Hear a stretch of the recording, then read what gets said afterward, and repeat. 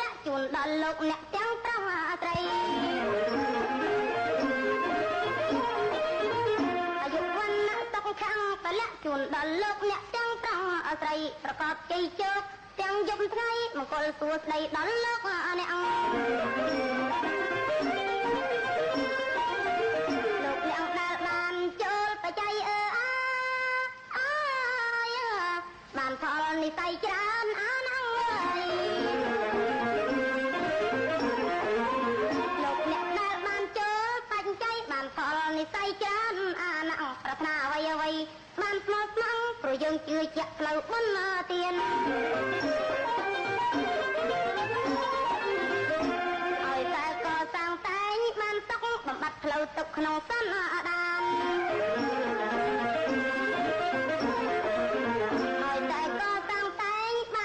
បំបត្តិផ្លូវទឹកក្នុងសន្តានកុសលត្រត្រង់ដឹកនាំប្រាណដាក់ដល់ទីឋានបានផុតណាអតុកទៅ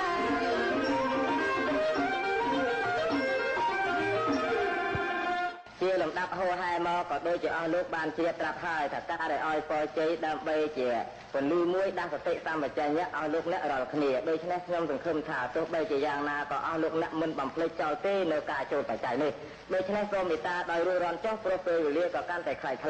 ប៉ុន្តែមុន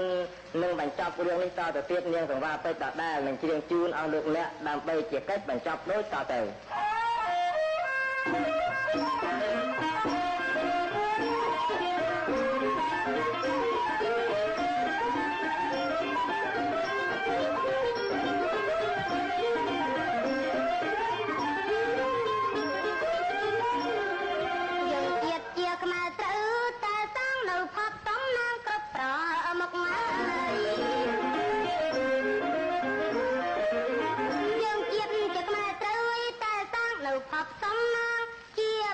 កសាងកសលផ្ដល់នៅសុខសាប់យើងរួចសុខភ័យវេ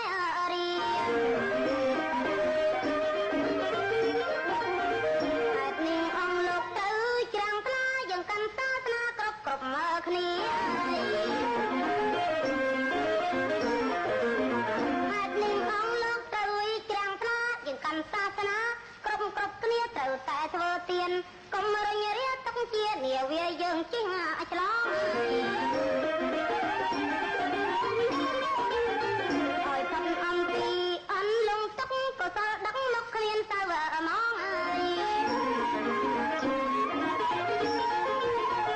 ្យផុតអំពីអន់លងទុកក៏សល់ដឹកមកគ្មានទៅហ្មងដាក់ដល់ទីសុខពិតច្បាំងសម្រាប់ជីងឆ្លងភពទាំងអាដី